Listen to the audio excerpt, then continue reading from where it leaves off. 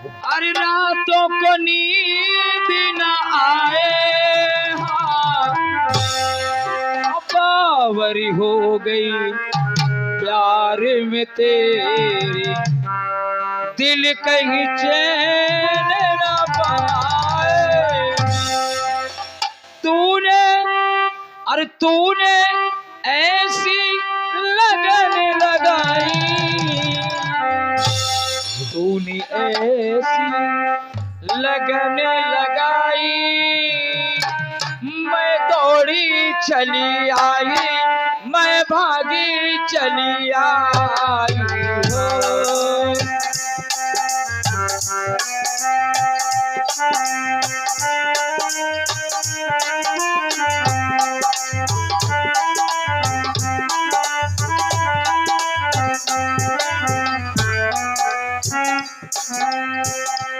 तूने प्यार की बीन बजाई, तूने प्यार की बीन बजाई, मैं दौड़ी चली आई, मैं भागी चली आई हो।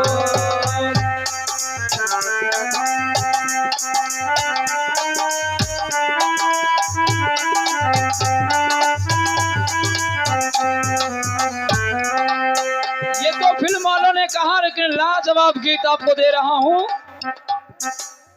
जिस समय पार्वती मैया की शादी हुई और भोले बाबा उनको ले जाकर कैलाश पर्वत पहुंचे, कुछ दिन बीते तो पार्वती मैया ने कहा, स्वामी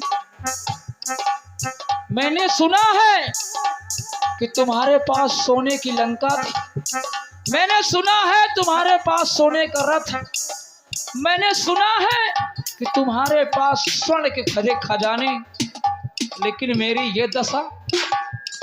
पार्वती कह रही है, स्वामी सोने की लंका, सोने का रथ, सोने के भरे खजाने, हाँ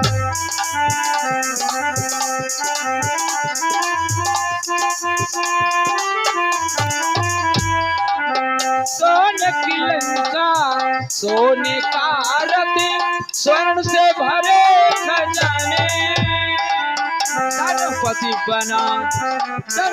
बना दिया सेवक को, ये सारा जग जाने। किसको धनपति बना दिया? भूत भवन भोले बाबा ने रावण को सोने की लंका दान में दे दिया।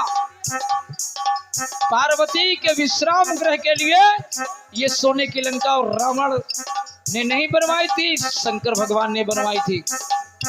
और याद रखिएगा, कुछ बातें आपको दे जा रहा हूं। लंका सोने की नहीं थी, लंका सोने की थी। लंका सोने की नहीं थी, लंका सोने की थी। हनुमान के पूंछ नहीं थी, हनुमान के पूंछ थी। कैसी विचित्र बातें हैं। सोने की लंका नहीं थी, लंका सोने की थी, विश्राम करने की थी लंका। याद रखिएगा, प्रत्यक्ष प्रमाण है, सोना कभी जलता नहीं है। जलता है तो फिर सोने की लंका जलकर राख कैसे हो गई? हनुमान जी के पूंछ नहीं थी, हनुमान जी की हर जगह पर पूंछ थी, मांग थी। है विडंबना, विचित्र बात है। रावण के 10 सिर नहीं थे, रावण के 10 सिर थे। रावण के हमेशा 10 सिर नहीं हुआ करते थे, जब क्रोध में आता था तब उसके 10 सिर होते थे। ये कुछ बातें हैं, वही बात बता रहा हूं। सोने की लंका किसकी थी? शंकर भगवान की दान में दे दिया। कथा कहने के लिए शंकर भगवान ने रावण को बुलाया गृह प्रवेश में, और रावण से बोले शंकर भगवान के मांगो, दक्षिणा में कुछ को मांगो। शंकर भगवान से रावण ने सोने की लंका ही मांग ली, पार्वती के विश्राम गृह को ही मांग लिया। पार्वती आज कह रही है, सोने की लंका, सोने का रथ, स्वर्ण से भरे खजाने, हाँ धनपति बना दिया सेवक को, धनपति बना दिया सेवक को, ये सारा जग जाने। कहाँ कहाँ स्वामी संपदा छुपाई, कहाँ संपदा स्वामी छुपाई। और जब से दुल्हन बनके, जब से दुल्हन बनके पिया घर में आई, चार पाई नहीं पाई, चार पाई नहीं पाई हो।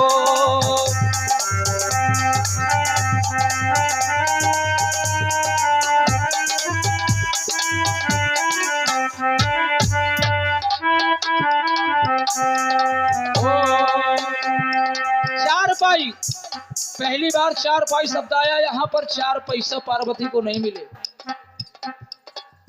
धन्य धन्य ये भोलेनाथ, कौड़ी नहीं खजाने में। भोलेनाथ कैसे हुआ करते थे, उनको क्या मतलब था धन दौलत से, उनको तो 1 चिलम गांजा और थोड़ी सी भांग मिल जाए। लेकिन देखिए दूसरी बार 4 पाई शब्द आता है और अर्थ क्या लेके आता है। आइए द्वापर युग में सुशीला और सुदामा आपस में बातचीत कर रहे हैं। सुशीला ने सुदामा से कहा, स्वामी बहुत गरीबी, तुम तो कहते हो द्वारकाधीश मेरे मित्र हैं, बचपन के दोस्त हैं, क्यों नहीं चले आते, कुछ ले आते, गरीबी दूर हो जाए। सुदामा बोले कि नहीं सुशीले, मैं मित्र के पास नहीं जा सकता। सुशीला बोली, आज तक मैं चुप रही, कुछ नहीं कही, लेकिन आज मजबूरन मुझे कुछ कहना पड़ रहा है। आज तलक ना हो पाया है बर्तन में परिवर्तन, हाँ।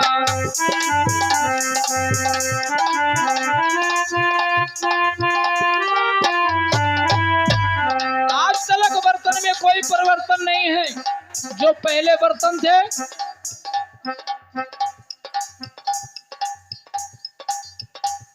जो पहले बर्तन थे वही आज टूटे फूटे बर्तन हैं।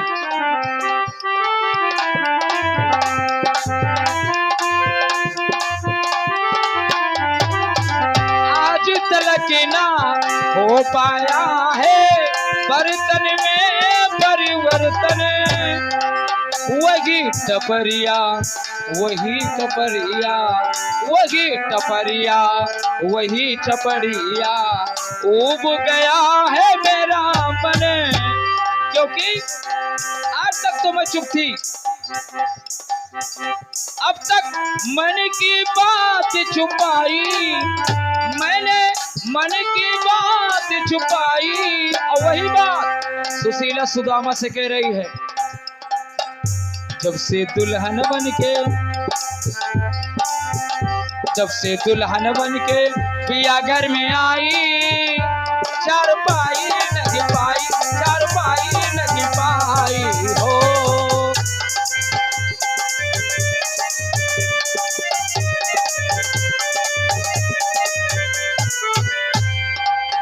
यहाँ पर दूसरी बार 4 पाई आया। पहली बार 4 पाई का अर्थ 4 पैसा, दूसरी बार 4 पाई का अर्थ है खिटिया, तीसरी बार और अंतिम बार देखिए 4 पाई शब्द फिर आ रहा है। एक शिकारी हुआ करता था, वो नित्य प्रतिदिन पक्षियों का शिकार करके अपने परिवार का भरण पोषण करता था। जिस रास्ते से वो नित्य प्रतिदिन जाता था, उसी रास्ते में एक संत महात्मा की कुटिया थी। संत महात्मा विचार करते हैं कि ये नित्य प्रतिदिन शिकार करने जाता है, पता नहीं कितने चिड़ियों की हत्या कर दिया, मुझे कुछ करना चाहिए। रास्ते से शिकारी जा रहा होता है, संत महात्मा बोले, ए बेहलिया कहाँ जा रहा है? बेहलिया बोला, बाबा मैं तो शिकार के लिए जा रहा हूँ पक्षियों का। संत महात्मा बोले कि आज मेरा कहना करेगा? बेहलिया बोला, क्यों नहीं, बताइए क्या करना है? संत महात्मा बोले कि आज मेरे कहने से तुम्हें 4 पैर का पक्षी का शिकार करके लाना है। कैसा? 4 पैर के पक्षी वाला शिकार लाना है। और याद रखिएगा मेरे मित्रों, संसार में कोई 4 पैर का कोई पक्षी होता है? होता है कि नहीं? नहीं होता। पक्षी सिर्फ 2 ही पैर के होते हैं। अनजाने में बहेलिया ने कहा, ठीक है बाबा, आज मैं 4 पैरों वाला पक्षी का शिकार करूंगा, और अगर यही नहीं किया तो वहीं पर चिता जलाकर मर जाऊंगा। चला गया यमुना के किनारे, समुद्र के किनारे। सुबह से शाम हो गई, कोई पक्षी मिला ही नहीं, क्योंकि पक्षी तो होते हैं 2 पैर के। अंत में ईश्वर को, प्रभु को 4 पैर का पक्षी बनकर उसके सामने आना पड़ा। लगन थी, और जैसे ही 4 पैर का पक्षी देखा, उसको पकड़कर ले चला अपने घर की ओर। अपने घर में बहेलिया की पत्नी बहेलिया से क्या कहती है?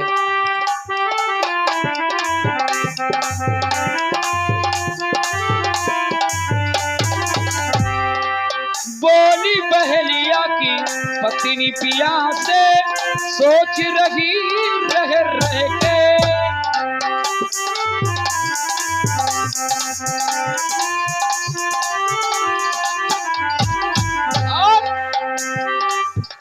बहेलिया की पत्नी ने कहा कि स्वामी, आपने नित्य प्रतिदिन पक्षी पकड़कर लाते थे, लेकिन ऐसा विचित्र पक्षी मैंने इसके पहले नहीं देखा, 4 पैर का पक्षी। बोली बहेलिया की पत्नी पिया से, सोच रही रह के। आपने लाला करके दिखाए पक्षी तरह तरह के। कितने चिड़ियों की करी थी सफाई, इसके पहले तुमने ना जाने कितने चिड़ियों की हत्या किया। कितने चिड़ियों की करी थी सफाई। और फिर वही बात, जब से दुल्हन बन के पिया घर में आई, 4 पाई नहीं पाई, 4 पाई नहीं पाई हो।